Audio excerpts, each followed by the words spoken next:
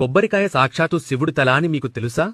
పరమశివుడు త్రిపురాసుర సంహారం చేసేటప్పుడు ఎంత ప్రయత్నించినా సరే వారిని చంపలేకపోతాడు. వాళ్ల ముగ్గురు ఒక వరుసలోకి రావట్లేదు.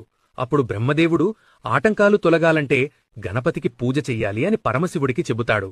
శివుడు గణపతి పూజకు సిద్ధం చేస్తుంటే సాక్షాత్తు వినాయకుడే వచ్చి తన తండ్రి ఎదుట కూర్చుంటాడు. పూజ పూర్తయ్యాక నైవేద్యం సమర్పిస్తుంటే గణపతి స్వీకరించడం లేదు. ఏది పెట్టినా తినడం లేదు.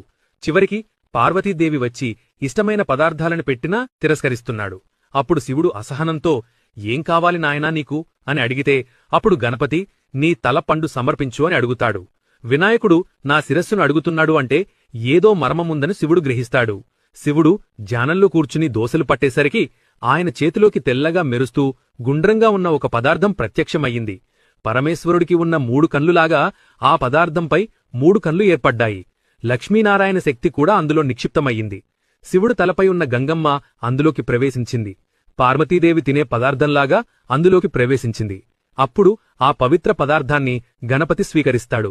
ఇక గణపతి అది తిని ఇప్పటినుండి ఈ పండుని శ్రీఫలమని పిలుస్తారు అని వరమిచ్చాడు. అందువల్ల అప్పటినుండి కొబ్బరికాయ లేకుండా చిన్న పూజ కూడా జరగటంలేదు. వీడియో మీకు నచ్చినట్టయితే ఓం నమః శివాయ అని కామెంట్